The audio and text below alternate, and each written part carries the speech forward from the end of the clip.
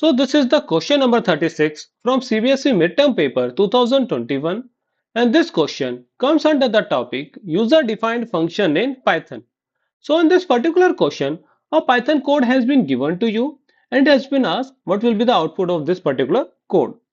So in order to solve this one, first of all, we need to do the line numbering and then we will try to figure out what will be the flow of execution of this program. Now, based on the flow of execution, we will try to determine what will be the output of this particular code. Okay, so first thing first, Python interpreter क्या करेगा, पहले line number 1 पे जाएगा. It will see कि ये क्या है, आपका फंक्शन की डेफिनेशन है. It will note it down कि इसकी मेमोरी लोकेशन क्या है, बट इसको एक्सिक्यूट नहीं करेगा. ध्यान दीजिएगा, कोई भी फंक्शन तब तक एक्सिक्यूट नहीं होगा जब तक वो फंक्शन कॉल नहीं होगा.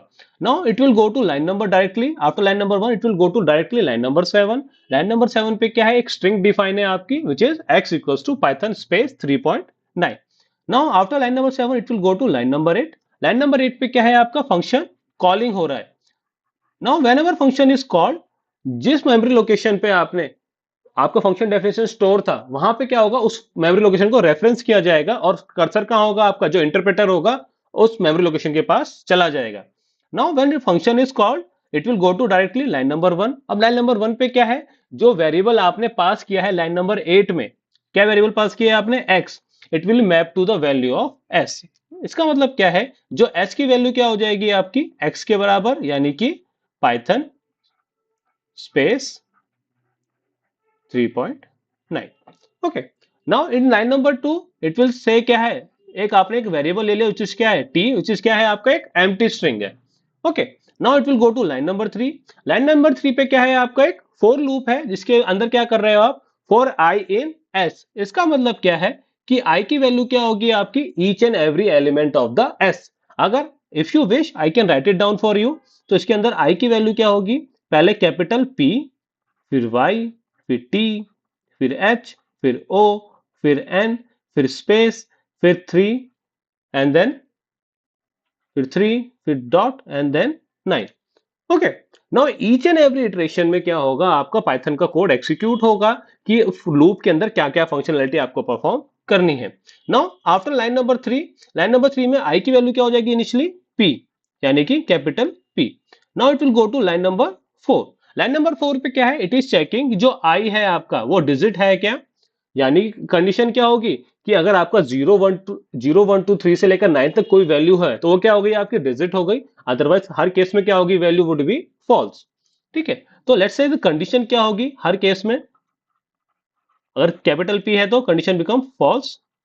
सिमिलरली y में भी फॉल्स, देन t पे भी फॉल्स हो जाएगी, h पे भी फॉल्स, o पे भी फॉल्स, n पे भी फॉल्स, स्पेस के केस में भी फॉल्स. इस केस में क्या हो जाएगी, ट्रू, क्योंकि 3 क्या है, आपका एक डिजिट है. सिमिलरली इस केस में क्या हो जाएगी आपकी, फॉल्स, और इस केस में भी क्या हो जाएगी, वैल्यू ट्रू. तो कंडीशन जब ट्रू होगी तब क्या फंक्शनैलिटी परफॉर्म करनी है आपको क्या करना है, जो एम्प्टी स्ट्रिंग थी उसके अंदर क्या करना है, पहले आपको आई कंकैटिनेट करना है. यानी कि whenever the condition is true, तो कंडीशन ट्रू कहां हो रही है आपकी, जब फर्स्ट इटरेशन क्या है आपका, जब आई की वैल्यू क्या है, 3 है. तो इस केस में क्या होगा, टी की वैल्यू क्या है, होगी आपकी एम्प्टी स्ट्रिंग कंकैटिनेट विद 3, तो वैल्यू वुड बी 3. नाउ इस केस में क्या होगा, it will value of t will not be change, it will remain 3 only in the string. Then इस केस में क्या होगा, value of t would be 3 है ऑलरेडी, प्लस कंकैटिनेशन विद 9, तो वैल्यू क्या हो जाएगी अब t की आपकी 3 9 इन स्ट्रिंग. ओके, तो ये प्रोग्राम कैसे रन करेगा आपका, डिपेंडिंग ऑन द इटरेशन कि कितनी नंबर ऑफ इटरेशंस है और हर इटरेशन के अंदर आपको क्या वैल्यू डिटरमाइन करनी है. Now after line number 4 and 5 it will keep on continuing. How many times, line number 3 4 5 will continue for at least जितने number of values है हमारी python 3.9 के अंदर.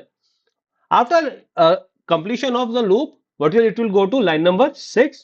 line number 6 पे क्या है, जो t की वैल्यू आपने कंप्यूट करी है उस वैल्यू को क्या करेगा, रिटर्न करेगा. तो t की वैल्यू क्या कर देगी, आपने रिटर्न कर दी. After line number 6 it will go to line number 8, क्योंकि जहां से फंक्शन कॉल हुआ था वापस उसी मेमोरी लोकेशन पे वो जाएगा. नाउ इस केस में क्या होगा, लाइन नंबर 8 में y की वैल्यू क्या होगी, y की value will be the return value of the function. Return value function क्या है आपकी 3 9. Then after line number 8 line number 9 will be executed. Line number 9 पे क्या एक्सिक्यूट होगा आपका, लाइन नंबर 9 क्या है आपकी, x y and separated by star.